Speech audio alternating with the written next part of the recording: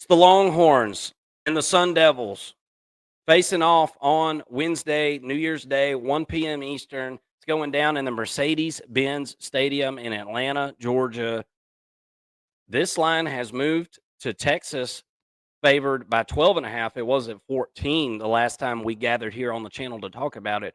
Over under has held really steady at that 51.5 mark there, just over the key number of 51. Uh, I think it's really simple here, Mason. Can Texas keep that run game going? When Texas runs the football well, they score a bunch of points. And I don't think that that's any kind of big mystery, Mason. Whenever you're in the red zone, you need a run game. Okay. It doesn't matter who you are, what team you are. When you get down in the red zone, it gets tough to pass. And Quinn Ewers could morph into Tom Brady. It doesn't matter. You got to have some kind of run game whenever you get down there, or at least a threat to run it. And Texas, for all indications, last week looked like they were up to the task of being able to run the football as they did for about 300 yards against Clemson. And then on the other side of things, I think it's similar for Arizona State. Can you figure out a way to manufacture some yards for Cam Scatabo? He's your best player on offense. There's little doubt about that. And more importantly, the matchup here, Mason. I mean, this Texas defense is stout as hell, and it presents a lot of issues not only for Arizona State but everyone in the country. Doesn't really matter who you are. We've seen Texas really. It's the secondary, man. It's the secondary and those linebackers. I think the defensive line is okay. I don't. I've heard several people make comments at ESPN watching the games. I don't think that Texas's defensive line is amazing. I don't. I really don't. I think the strength lies in that second and third level of that defense. I think it's kind of built that way, and I think that is a lot. That's to be expected. I mean, Texas had one of the best interior defensive lines in the country last year, one of the best ones we've seen in recent years, with Sweat and Murphy, who moved on to the NFL and are doing good things. You know, it's not a wonder that the defensive line took a little bit of a step back. Can Arizona State exploit it? It's the middle of that defensive line that Arizona State's got to figure out a way to exploit. But I don't know how this offensive line for Arizona State matches up against those guys, Mason. It's so hard to tell because when you go back and you watch Arizona State and what they've done this season, I feel like they had some momentum coming into the bye week and everything like that. But I mean, you can't go look at their schedule and say, okay, well, they played so and so like this, so they should be able to do this against Texas. There's just not really comparables on the schedule. Um, and so it leaves me a little bit weary of picking Arizona State here, um, especially to win. I would consider them as far as with the points. I told you guys the line has already moved down. It was at 14. So if you wanted to bet Arizona State, you probably wanted to get it at that 14, which would give you a pretty likely push, I do believe. Because I think that's about the difference in this game, Mason. I think it's a couple of touchdowns. I like Texas here, but I'm really interested to see what Sam Levitt and the makeshift room of wide receivers. You lose your best wide receiver to a season-ending injury. It's Tyson, who had like 75 receptions or something this year. Your next leading receiver was your running back Cam Scatabo with 36, right?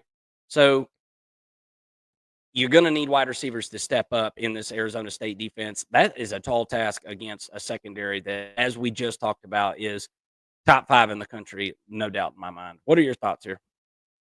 Yeah, the secondaries, for my money, they're the best in the country. I think that they do a really good job Really of good. covering up um, who they face. Now, they haven't faced a wide receiving group like Oregon's. They haven't faced a wide receiving group like Ohio State's. We're probably going to see that on the next round, right? So, can they be tested and can they win in those tested matchups? That is a question for me. But in this matchup, going up against Arizona State, an Arizona State team, like you said, is without Tyson. I like their chances, right? You talked about the defensive line for Texas being just okay, being adequate. I would say. I think that's pretty fair to say. A lot of the reason for their success, I think, comes from the secondary. And it's a huge reason for their sack success that they've had this year, which has been good. Not, it doesn't overwhelm you as far as their sack numbers, but it's been a lot of coverage sacks is kind of the point that I'm getting at. Really like Baron Sorrell. Excuse me, really like Baron Sorrell at the jack linebacker position. I think he is just as physical as it gets on the defensive line there. Alfred Collins, I think, is for sure a day two NFL guy. I would say Bill Norton has been a fine transfer to come in, and then Vernon Broughton, also a future NFL guy. So they do have some talent. I think that the question is the depth on that group, but if they keep the starters in, which I think that they're going to be able to, because I like those four that I just mentioned. I like their abilities to stop the run. Now you're going up against Cam Scatterbo, who is the best running back that you've faced all year. I think without a doubt. I think he's the second best running back in the country. But the question is, can those four win against the offensive line of Arizona State, as it looks like they've only got one real NFL offensive lineman, and that's their right tackle, Ahinachor, Max Ahinachor. And if that's the case, give me the four future NFL guys up against the offensive line that's only got 1 out of 5, right? I think that it's pretty fair to say that they should have an advantage when it comes to playing against the run, which is, as we know, the bread and butter for Arizona State. They are somewhat one dimensional in that sense. Now, I like Sam Levitt as a quarterback, but they don't have the weapons on the perimeter for him to throw to. And I think that that's going to be an issue for them in this football game. Um, I I still like I still like Texas in this football game. I haven't come off that opinion or that lean since our early preview.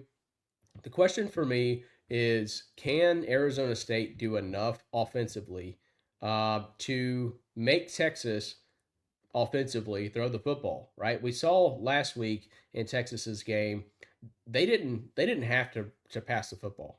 Like they ran for almost 300 yards in that football game. And Steve Sarkisian came out and said, "Yeah, we haven't really been running the football a lot, and that's my fault. We need to dedicate ourselves to the run game a little bit more if we're going to win a national championship."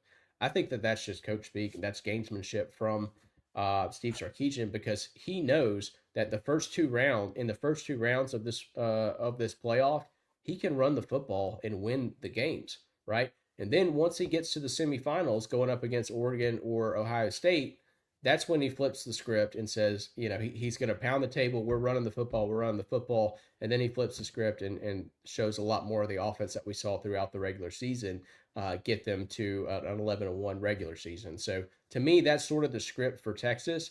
So I'm wondering if Arizona State can do enough and score enough points in this game to get them off of that script to where they have to open up the passing game a little bit more, get into the wrinkles of the offense that Sarkisian is really trying hard to not get into, to not show on film for the next round of the playoffs, because they have to know that if they win that semifinal matchup, they're probably going to win the national championship or have a really good chance at it. I think that, like I said, Sarkisian's kind of playing the cards close to the vest, and I'm just interested to know if Arizona State is going to be able to put up enough points to get them to show their hand a little bit more in this football game. I don't think that they will. I like Texas in this game to win and cover the 12.5 points. I think they win by at least 2 touchdowns. Yeah, I don't foresee Arizona State being able to hang in this one for long. We'll see. Look, that Arizona State defense has not been terrible against the run this year, 29th in the country. But they've been 63rd against the pass. I think there's enough playmakers out there for Texas wide receiver unit to be able, especially Matthew Golden, who's been golden, right, for lack of a better word. So um, that's one of the guys you got to watch out for, and I think he'll end up having a big day. And I think it'll force Arizona State to back up off the line a bit. And with that being said, I think that Texas ends up being able to play their brand of football here, and I think they're just going to be a little bit too much for the Sun Devils in this one. Um, I, I I lean under on that just because of where that half point is. Um, we'll see if I that think line that's the moves. safest play. Yeah. I think it's I the think safest under. play Yeah. on this one. If I'm going to bet on this one with the line moving in favor of Arizona State here, I would just go to the over under there. Um, give me Arizona State, or excuse me, give me the Texas Longhorns to win and cover here.